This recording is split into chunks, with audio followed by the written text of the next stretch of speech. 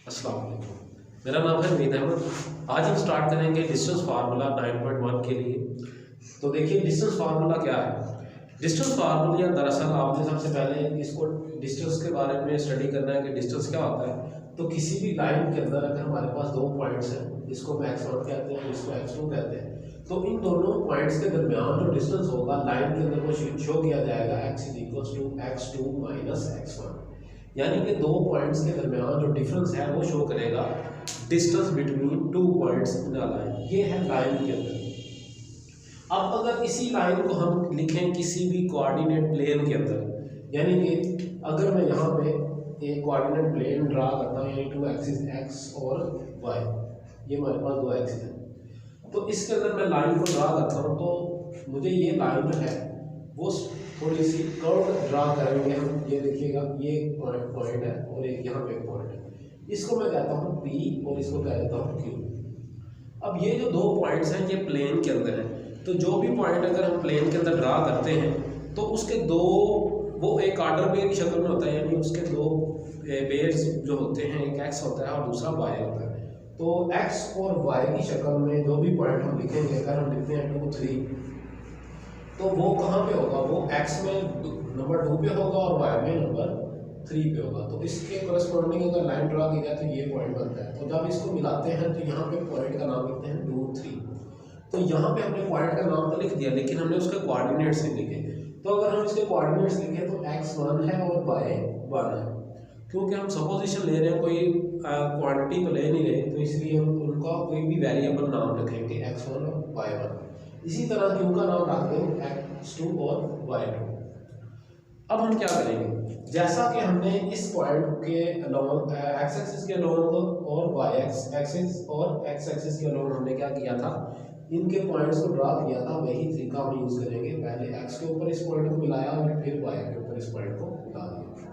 इसी तरह ये जो पॉइंट है ये कैसे बना था, हमने y एक्सिस के पैरेलल लाइन ड्रा की जो कि x के ऊपर परपेंडिकुलर है, और इसी तरह x एक्सिस के पैरेलल लाइन ड्रा की जो कि y के ऊपर परपेंडिकुलर है। तो इसके भी हमने नाम दे दिए, इसका नाम है y1, इसका नाम है y2। तो इसके दरमियान जो डिस्टेंस है उसको हमने क्या दिया, ये d है, और ये जो लाइन है इसका फासला यहाँ से लेकर यहाँ तक है y2, और इसका जो फासला है ये क्या है, y1। इसी तरह इसका जो फासला है x से, ओरिजिन से लेके यहाँ तक वो है x1, यहाँ पे भी क्या होगा x1, और जो y1 है ये y के कोरस्पॉन्डिंग है, यानी कि ये जो लाइन है ये कितनी है, y1 है। अब हम क्या करेंगे, अब हमने इस लाइन के पैरेलल लाइन ड्रा करनी है जो कि इस पॉइंट पर कट करेगी, तो इसको हमने नाम दे दिया n पॉइंट का, ठीक है। अब हम दो पॉइंट्स के दरमियान जो डिस्टेंस है वो कैसे निकालते थे, हम वही डिस्टेंस फार्मूला जो कि लाइन के अंदर जो होता है, इन दोनों के दरमियान जो फासला है वो है y2 - y1 के। और इसी तरह अगर हम इस यहाँ पे पॉइंट लेते हैं तो ये किसके बराबर है, ये होगा y2 - y1 के, बल्कि ये x के ऊपर है तो ये x के पैरेलल लिया जाएगा, तो x2 - x1। तो ये जो फासला है 0 से लेकर यहाँ तक वो है x2। तो x2 में से x1 निकालेंगे तो हमें ये मिल जाएगा, और इसी तरह y2 में से y1 निकालेंगे तो हमें ये फासला मिलेगा जो कि यहाँ तक है, n से लेके q तक का फासला। अब आपने ये बात हमेशा याद रखनी है कि डिस्टेंस जो होता है वो हमेशा नॉन नेगेटिव होता है। इसकी रीज़न ये है कि अगर हम पॉइंट्स लेते हैं 5 और 3 तो हम क्या लिखते हैं, x2 - x1 लेते हैं ना डिस्टेंस के लिए, तो 5 - 3 लेंगे तो हमें क्या मिलेगा, 2 मिलेगा। इसी तरह अगर हम यहाँ पे 3 लिख देते हैं और यहाँ पे 5 लिखते हैं तो 3 - 5, तो ये बराबर होगा -2 के। तो जो नेगेटिव साइन है वो हमें इग्नोर करना पड़ेगा, क्योंकि फासला जो होता है वो कभी भी नेगेटिव नहीं होता। इसकी रीज़न ये है कि आप कोई भी काम करते हो तो आप वर्क करते हो तो वर्क हमेशा क्या होता है, पॉजिटिव होता है। तो इसलिए ये जो नेगेटिव साइन है आप इग्नोर करेंगे। तो नेगेटिव साइन को खत्म करने के लिए हम यहाँ पे मॉडुलस लेंगे, क्योंकि मोड जो होता है वो नेगेटिव को पॉजिटिव करता है। तो यहाँ पे भी आपने मोड से शो किया और इसको भी मोड से शो किया। तो ये m से लेके q तक का फासला जो है ये दरअसल यही फासला है यहाँ से लेके यहाँ तक, या ये भी y2 - y1 के बराबर है, और ये भी जो है ये है x2 - x1 के, ठीक है। और ये किसके बराबर होगा, ये एक्चुअली 0 से लेकर x2 है, तो ये उसका फासला है। और ये है y2 माइनस y1। अब आपको पता चल गया कि ये हमारे पास ट्राइंगल है, जिसका नाम है PQRN। ये एक ट्राइंगल बन रही है। तो ट्राइंगल के अंदर हमने एक फार्मूला पढ़ा हुआ है, तो मसला हिसाब के अंदर पाइथागोरस थ्योरम के अंदर, जो कि hype scale is equal to base scale plus perpendicular scale. तो आप इसको ड्राइव जब करेंगे तो आप लिखेंगे लेट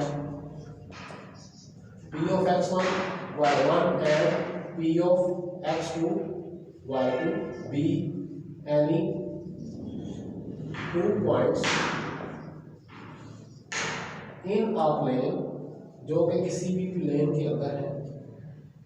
देन जो हमें पॉइंट्स मिले हैं, दो डिस्टेंस जो मिला है वो P से Q तक का फासला जो है, P Q का फासला वो बराबर है D के, और Q से M का फासला वो कितना है, Q से M का फासला यानी डिस्टेंस जो है वो बराबर है y2 माइनस y1 के मॉडुलस के। और इसी तरह जो हमें फासला मिला वो P से N तक का फासला Pn वो बराबर है x2 माइनस x1 के।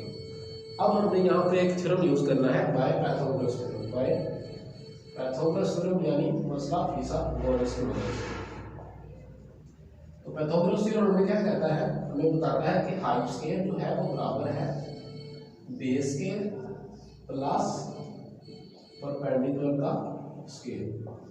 अब यहाँ पे जो बेस है वो है x2 माइनस x1 का स्केल, तो ये लिखेंगे हम x1 minus x2 minus x1 का मोड का, और स्केल जो है ये इसकी जगह पे हम स्केल ले लेंगे। और इसी तरह परपेंडिकुलर जो है वो है y2 माइनस y1 का मोड का स्केल, और जो हाइप है वो कितना गिवन है वो है d, तो d का स्केल। जब हम d के स्क्वायर को खत्म करेंगे यानी दोनों तरफ हम स्क्वायर रूट लेंगे, तो हमें जो वैल्यू मिलेगी वो किस तरह मिलेगी, d is equal to square root of x2 minus x1 का मोड का square plus y2 minus y1 mod का स्क्वायर। तो ये प्लस माइनस के अंदर आएगा, क्योंकि जब भी हम स्क्वायर रूट लेते हैं तो हमें जो भी वैल्यू मिलती है वो प्लस माइनस के अंदर मिलती है। तो यहाँ पे जो नेगेटिव है उसको इग्नोर करेंगे, नेगेटिव साइन इज इग्नोर। इसकी रीजन ये है कि distance is always non negative. जो डिस्टेंस होता है वो हमेशा क्या होता है, पॉजिटिव होता है। इसलिए हम लेंगे d is equal to plus x2 minus x1 mod का square plus y2 minus y1 mod का स्क्वायर। तो आई होप आपको डिस्टेंस फार्मूला समझ आ गया होगा। अब हम करते हैं मिड पॉइंट फार्मूला।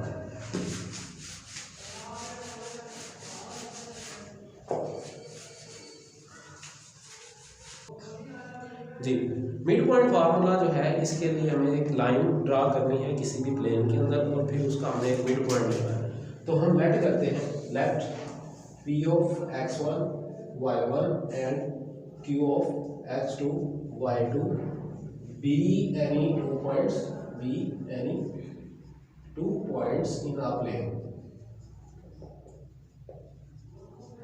ये एक प्लेन के अंदर 2 पॉइंट्स हैं। अब इन 2 पॉइंट्स के दरमियान एक मिड पॉइंट भी हम ले लेते हैं, late R of x y be a midpoint, then how can we express in the plane। हम प्लेन के अंदर इसको कैसे एक्सप्रेस करेंगे, एक x एक्सिस लेंगे और एक y एक्सिस लेंगे, और फिर जो 2 पॉइंट्स होंगे उनको हम ड्रा करेंगे। ये है फर्स्ट, इसको थोड़ा सा टेढ़ा रखेंगे, यह P of x1 y1 और ये है P of x2 y2। अब जब भी आप कोई भी पॉइंट किसी भी प्लेन के अंदर बनाते हैं तो आप उसके x और y कोऑर्डिनेट के कोरेस्पोंडिंग लाइन भी ड्रा करते हैं। तो आप यहाँ पे एक लाइन ड्रा करेंगे, ये जो है पैरेलल टू y एक्सिस लेंगे और एक पैरेलल टू x एक्सिस हमने ड्रा किया।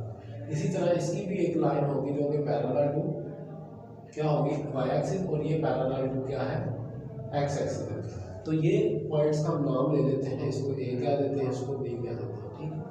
अब इसका एक मिड पॉइंट उसने कहा था कि मिड पॉइंट उसका है, और इसको शो किया जा रहा है r के साथ। यह है r ऑफ एक्स वाई।